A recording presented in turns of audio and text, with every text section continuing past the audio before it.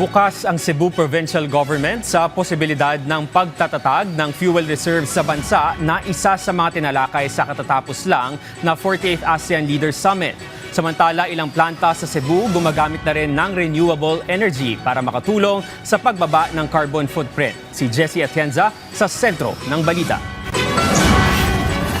800 solar panels ang pina-install sa planta ng isa sa pinakamalaking bakery sa bansa na matatagpuan sa lungsod ng Lapu-Lapu.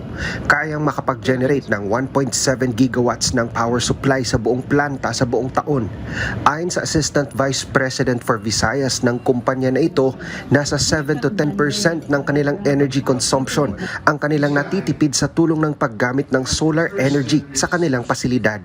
I think it's about time that we also take a look into how we can sustain this business as well as making sure that we are contributing also to the global call for sustainability, carbon footprint reduction, and taking care of our planet. Gamit ang solar panels, nakukuha nito ang liwanag mula sa araw at kino-convert bilang kuryente sa tulong ng inverter. Kahit po maulap, meron pa rin onting makukuha, pero mas umuonti siya. Siyempre, mas makapal yung ulap, tsaka mas umuulan, mas umuonti lang din po yung araw. We heavily recommend po ang solar here in Cebu and in Visayas kasi maganda po ang level of irradiance, as what we call it. Maganda ang level of sunlight.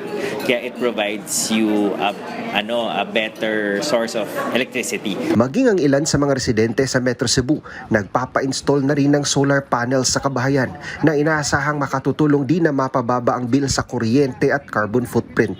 Samantala, bukas naman ang Cebu Provincial Government sa posibilidad ng pagtatatag ng fuel reserve facility sa bansa kung sakaling mapili na lokasyon, lalo't strategic ang lokasyon nito sa gitna ng bansa. Kabilang ito sa inisyal na pag-usapan ng mga leaders sa ginanap na ASEAN Summit kamakailan. And I would welcome it. And I had an opportunity to ask the president about it because he was making a joke that of all the leaders, it was the Sultan, the King of Brunei, who was very smiling. I said, yeah, and he joked probably because he's the only one who has oil.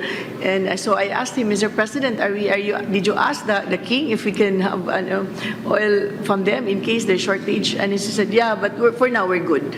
But we're open if ever naman. Yes, I'm sure he's open. The way he replied to me, he would like to ask when it's necessary, but he said we're good for now.